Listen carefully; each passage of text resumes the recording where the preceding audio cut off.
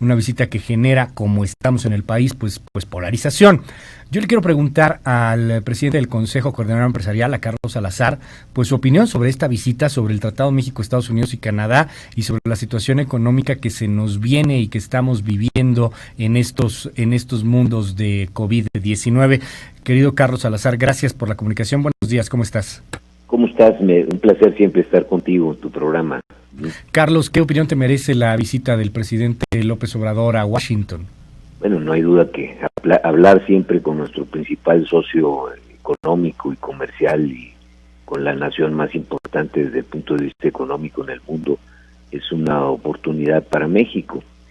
Tú debes de recordar que nuestro comercio y nuestra economía está tan ligada a Estados Unidos que diariamente cruzan por la frontera más de $1 billón, más de $1,000 millones de mercancías manufacturadas en México, y esto te refleja pues la importancia del comercio.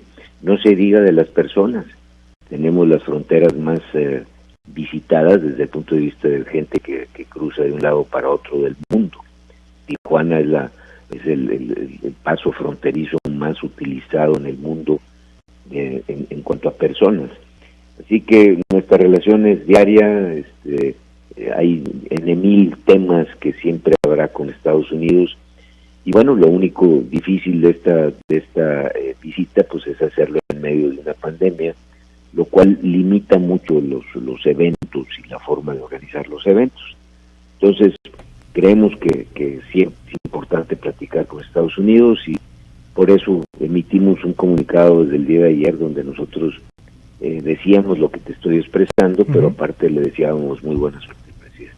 Dime algo, Carlos, se ha criticado mucho, inclusive desde el punto de vista económico, el asunto de que sea no solamente en medio de una pandemia, sino también en medio de una elección presidencial, aunque los tiempos todavía no son los formales. Evidentemente de facto el presidente Trump está en campaña. Por ahí me llamaba mucho la atención porque el asunto se suponía que era un congreso, una cumbre trilateral. Justin Trudeau decide no asistir, Canadá no está, es una visita López Obrador, Trump, México, Estados Unidos, y hay quien dice es que esto, si Trump pierde, como hoy las encuestas lo ponen en esa tesitura, podría terminar por tener un cobro de facturas de los siguientes gobernantes norteamericanos, es decir, de los demócratas. Dicen, ¿para qué visitar Estados Unidos en medio de una elección controvertida como la de Trump? Nunca hay un momento ideal para visitar un país desde el punto de vista político como Estados Unidos. Ellos tienen elecciones cada 4 años, tienen primarias que son siempre un año antes de su elección, también cada 4 años, lo cual te deja que en cada periodo de 4 años hay 2 años que son siempre electorales dentro de Estados Unidos. Aparte, bueno, un país con tantos intereses alrededor del mundo siempre tiene algún disenso con alguien o con alguna acción determinada que está implementando en Asia o en Oceanía o en cualquier lugar del mundo, que representa siempre una controversia. Yo creo que eso es verdaderamente, en mi opinión, siempre va a haber situaciones en las cuales tú puedes pensar que no es el momento ideal. Pero siempre va a haber situaciones donde no es, o sea, Estados Unidos siempre tendrá intereses, por supuesto, pero hay momentos, vamos a decirle así, entre comillas, menos peores que otros. Eso siempre es cierto también, pero pues uno no decide eso, o sea, las condiciones y las circunstancias te van poniendo tesituras en las cuales tú puedes aprovechar. Aquí es claro que la excusa es esta entrada en vigor, que digo yo excusa porque eso ya lo habían descontado los mercados. Nosotros firmamos un acuerdo desde diciembre del año pasado. El hecho de que entremos el 1 de julio es una formalidad, pero la relación ya se estaba dando y se ha dado en los últimos 25 años. Entonces lo que es importante y hay que recordar al auditorio es que lo que se logró fue algo que el presidente Trump calificó hace tan solo 3 años como el peor convenio y tratado que Estados Unidos hubiese firmado en su historia. Entonces imagínate pasar de lo peor a pasar ahora a tener una relación dentro de todo lo que cabe normalizada, pues es un gran triunfo para los negociadores mexicanos, en los cuales incluyo al Consejo Coordinador Empresarial. Nosotros acompañamos a la autoridad durante los últimos 3 años, fuimos un factor de ayuda y de soporte y de orientación en toda la negociación. Inclusive abrimos una oficina en Washington para soportar no solamente a los empresarios mexicanos que exportan y que tienen pues también una serie de situaciones y problemáticas constantes, sino a nuestras propias autoridades. Hay que recordarle también a tu auditorio que las autoridades negocian, pero los que ejecutan estos convenios son los empresarios. Claro.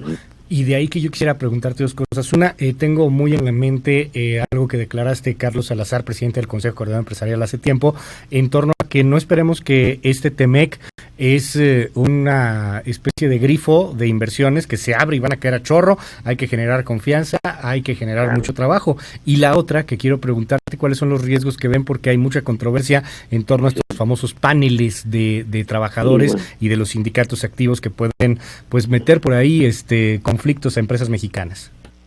Mira, la primera parte, nosotros vemos que esto pues, es una relación inconstante, o sea, no es de que el día 30 de junio no teníamos tratado y el día 1 de julio ahora sí lo tenemos. Y así es. El 30 de junio nosotros teníamos el Tratado de Libre Comercio que seguía operando. El 1 de julio tenemos un tratado que ahora se llama Tratado México, Estados Unidos y Canadá o TEMEC, el cual pues empieza a operar. Hay cambios en algunas reglas, pero lo fundamental que es no aranceles, el libre paso de mercancías de un lado para otro, sigue siendo la parte fundamental del comercio. Y por lo tanto, pues no ves un cambio total y absolutamente radical. No es lo mismo que hace 25 años que no tenías tratado y empezaste a tener uno. Creo que ya dije por qué es tan importante hacerlo.